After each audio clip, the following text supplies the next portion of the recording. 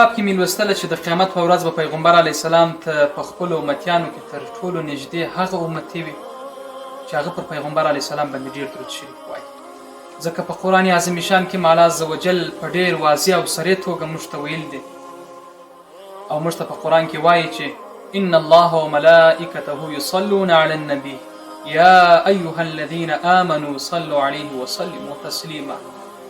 الله عز وجل او د الله عز وجل فرشتې او ملایکې پر خپل خوږ پیغمبر باندې درود شریف وایي. ای هغه کسانو چې تاسې ایمان راوړی دي، تاسې د الله عز وجل پر پیغمبر باندې درود شریف وایاست.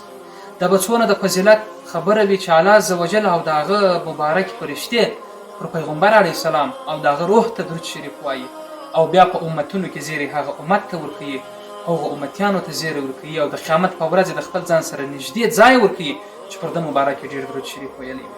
کوشش وکړئ په روزانه ژوند کې که په کار مصروف یاست، که فارغ یاست، پر پیغمبر علیه السلام باندې ډېر درود شریف وایاست.